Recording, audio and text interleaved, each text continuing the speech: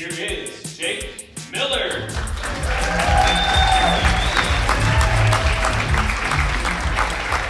Good morning, everybody. My name is Jake, and I'm here today to talk to you about duct tape and educational technology, and how in my silly mind the two work together to form an educational technology decision-making protocol that I think you could start using in your classrooms tomorrow, and that I think you could use to guide your learning today.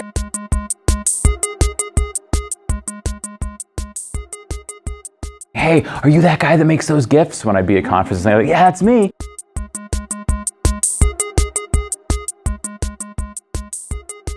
I'm not telling you that to brag, because it'd be a really weird thing to brag about. Like, my GIF is huge in Malaysia, guys. Doing really good in Malaysia, because to be honest, I had to look it up on a map. Like, hey guys, I'm really big in Malaysia.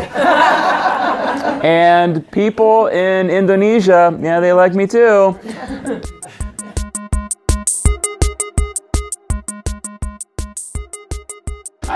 I'm not telling you that to brag. I'm telling you that because the genesis of me making these GIFs has kind of a lesson built into it that I think works for how we use technology in our classrooms.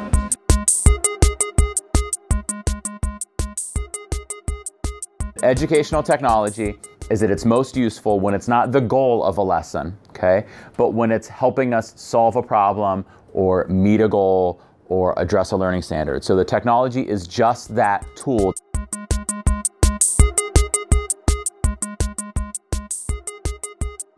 The truly sad part about that is 2 of those views were me making sure it works. One of those views was my mom. She's a retired educator. She doesn't care about technology anymore. She's just checking on me. So I literally was having 4 people view the video.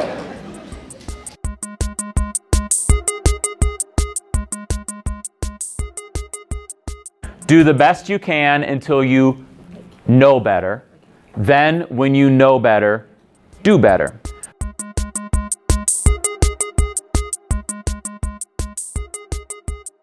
So now the hard part is choosing which way to go.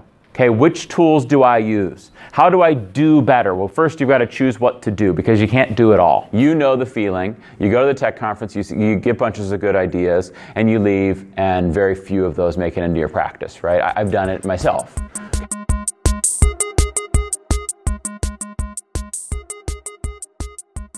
What we end up with in that situation is what's called the paradox of choice. All of this choice produces paralysis rather than liberation, right? That's what we feel at a conference like this. With so many options to choose from, people find it very difficult to choose at all.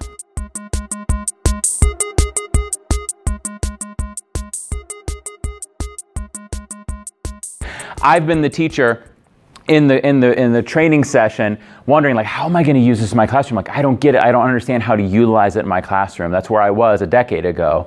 And I wanted to help teachers on that journey because it is an intimidating journey.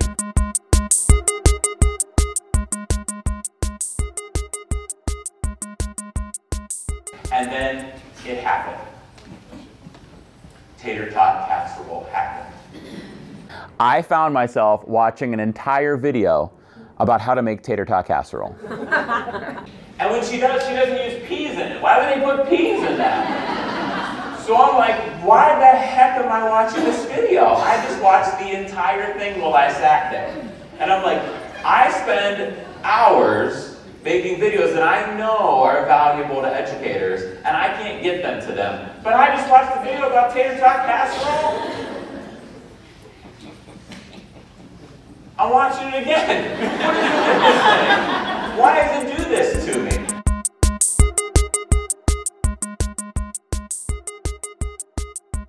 You read that class, right? That class where you're like, what was in the water 13 years ago, right? This is an actual Facebook post from during that class.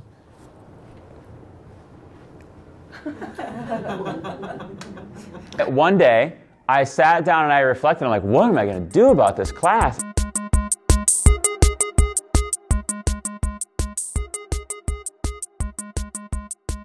So I knew that if I had this event that I had no control over, and I had this outcome that I wanted to get to, all I have control over directly is my response, the R.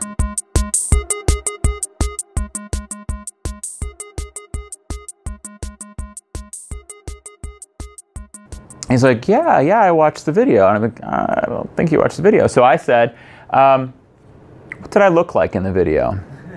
And he says, oh, you looked handsome? Really, like, true story, exactly like that. And I was like, good answer.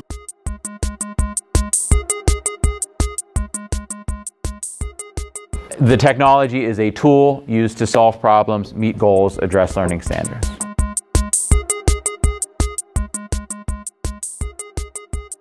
That began the love-hate relationship with this bounce house. See, I loved how happy it made my kids because they were hysterical when they played in it, but I hated how much work I had to put into it. Well, one day, I was filling it up and I heard this sound, and I got this Mr. Burns moment. You know Mr. Burns from The Simpsons?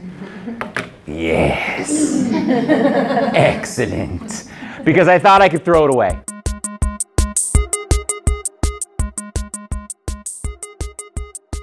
At that point in time, I thought I was awesome. My principals were giving me great reviews for the things I was doing. The other teachers in my building were going by like, you're so good with technology. And I thought I was doing great. And then I realized a couple years later, whoa, wait, why am I the one using the technology? I'm not the one that's supposed to be learning here. I know this stuff. It's my job to get them to learn it, so they need to be the ones using it. So now I realized that I needed to be a little more unbalanced, or a little more balanced in the way I was doing things because I was unbalanced.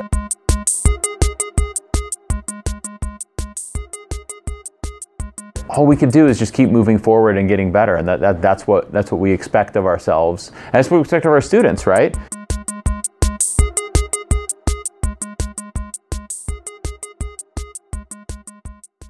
Mr. Miller, I'm freaking out. I'm only on activity 12. I was like, you don't understand. 8 minutes a period. What am I gonna do? I know I'm only on 12. That's like so far from 48. And the kids would say, oh, I did number 4. What do I do now? I was like, oh my gosh, you guys, this is so cool. And the kids would be like, Mr. Miller, what's that third column? And I'd be like, don't worry about it. Like, proportionately? And I'm like, oh, okay, all right. I have an event, right? The kids are stressed out. How can I, what is my R here? What's my response that's going to get me to that?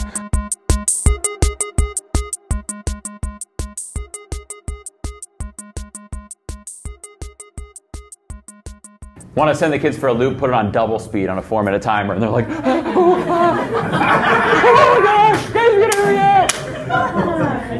That's a mean prank. Or put it on like half speed, and the kids are like,